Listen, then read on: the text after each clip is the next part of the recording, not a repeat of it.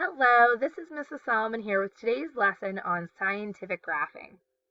Now, we've all heard the saying, a picture's worth 1,000 words. And in the case of graphing, it really is. Graphing is a really important part of the analysis portion of the experiment. It creates a visual representation of all of those numbers that we've collected throughout our experiment. So, by the end of today's lesson, you should be able to do the following. Identify the 3 different types of graphs, distinguish between scenarios of when each graph should be used, and create a proper line graph using the key features that we'll discuss. Now, there are many different types of graphs that we commonly see, including circle graphs or pie charts. We use these to show how a fixed amount or quantity is broken down. Bar graphs, which we use to help us compare things. And line graphs, which we use to help us show trends in data over time and how things have changed.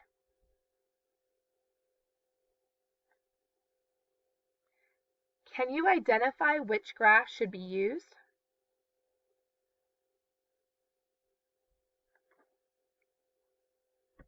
Today we're going to focus on line graphs because we tend to use these more frequently in science. They help us to show relationships and trends in our data. So, what are the key features of a line graph? Do you think you can identify them? Let's take a look at a line graph that's already done for us.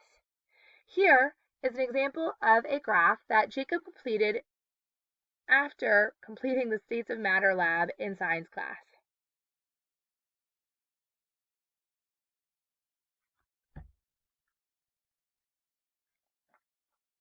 There are several key features to a line graph, and actually most of them extend to be characteristics of just a quality graph in general.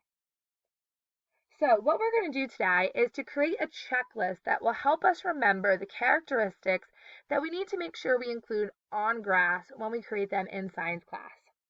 As we go through these characteristics, I would like for you to create a checklist on the index card that you were provided. Don't worry, I'll be sure to prompt you along the way of what you should be writing down on that checklist that you'll be using in class when we create graphs.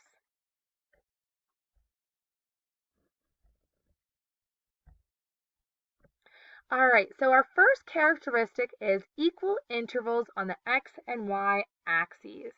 Okay, just to remind everyone, the x-axis is right here, and the y-axis is right here. Okay, now the dependent variable, the one that we're typically observing or measuring, that's going to be placed on the vertical axis, and the independent variable we are going to be placing on the x-axis. Okay, so as long as you can identify which was your independent variable and which was your dependent variable, it makes it really easy to help set up your graph. Okay, now equal intervals is referring to the amount of space that you're placing between these numbers that you're putting on your axes. Okay, that spacing should be equal. Okay, for example, let's look at this one where it's bad numbering. Here it went 0, 1, 2, 3, and then they did this odd break and skipped all the way up to 30. Now, as they plot their points, this area of the graph would be really compressed, and it wouldn't accurately show the slope of a line. Now, let's take a look at this graph over here that is an example of better and improved numbering. You can see that each tick mark counts as 1, so that there's equal spacing between the 0 to 5, the 5 to 10, the 10 to 15. Remember, you don't have to put a number on each mark. It just has to be equal spacing. All right, before we move on, take a moment and write down equal intervals on the x and y axes. It's also not a bad idea to write down that the dependent variable should go on the y-axis and the independent variable should go on the x-axis.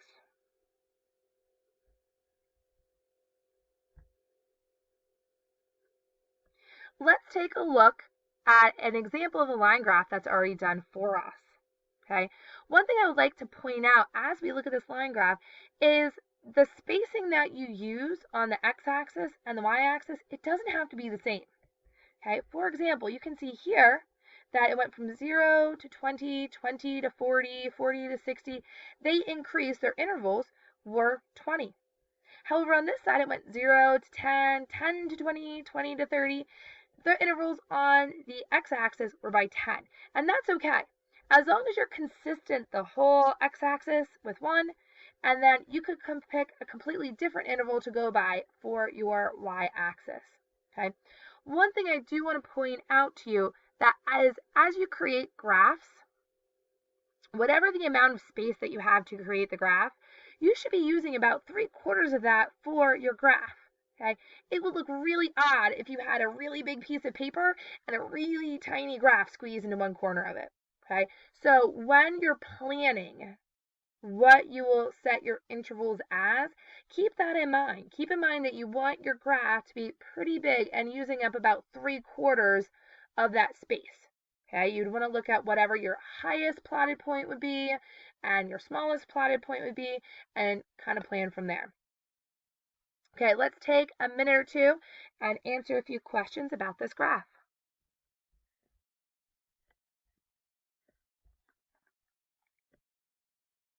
All right, our next characteristic that we want to be sure we include in our checklist is to label the x and y axis. And we want to be sure that we're including units if possible. Okay, so you can see on this graph here that our units are degrees Celsius. On the other side, we have number of bubbles per minute, which is an example of a rate. Okay, but we want to be sure we have those labels there. Those labels are indicating what actually our dependent and independent variables were and what we're using to measure them.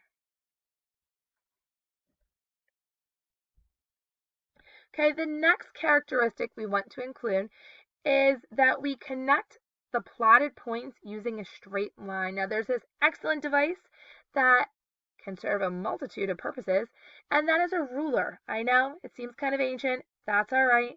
We can use that ruler to not only measure things, but also draw a straight line. All right, so we can use a ruler to connect the plotted points of our line graph. We could also use that ruler to draw, initially from the beginning, our x and y axis. All right, the next characteristic we want to be sure that we include on our checklist is to label our graph with a detailed title. I find that this is an area where students tend to struggle, and it's a really important one. Okay, so the title that you create should be something that's descriptive. It should include enough information so that anyone looking at your graph, anyone, no background knowledge in science, just picked up the graph, they would have a really good understanding of your experiment, which variable you manipulated, how you measured success with that, what units you used. They should have a really good idea of your experiment and the results of your experiment by looking at your graph. Now, an example of a quality fill-in title would be the effect of the independent variable on the dependent variable.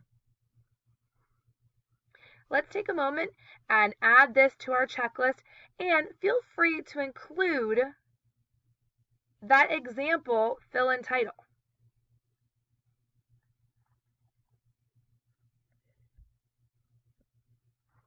All right, let's take a look at another example of a line graph that has already been finished for you. Now, with this one, you can see that here they plotted multiple data sets on one graph.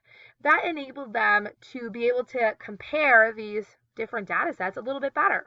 Now, one thing that they included that we haven't really talked about yet was a key. Okay, so sometimes, especially if you're plotting and having multiple data sets, multiple lines on one graph, you would want to go over and include a key. Now here you can see they actually use different shapes for those plotted points, and that is fine. The purpose of that would be that if this was being photocopied in black and white, you'd be able to differentiate between the different lines a little bit easier. One other thing I would like to point out, and this just goes with plotting points in general. If you look over here, okay, initially, even though it starts at day 4 where they first measured, they have plotted points right here on this axis. Okay, that's okay. Sometimes students are a little leery of putting a plotted point on this first, like, x and y axis. If that's 0 and that's where the point goes, that's where you put the point. That's okay. You can also have plotted points overlap. Like, for example, if this one here and this one here, they started out at the same height, they would overlap at that point. That is okay. Let's take a moment and answer a few questions about this graph.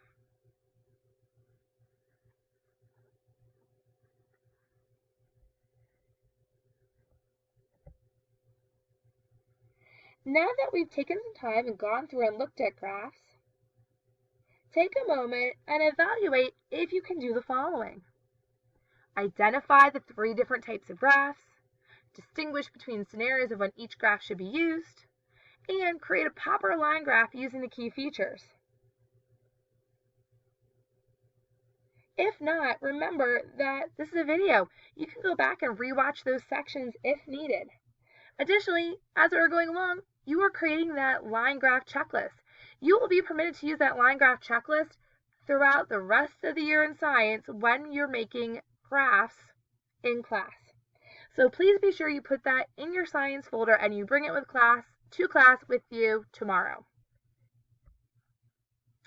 All right, until next time, and I see you tomorrow. Keep up the fantastic work.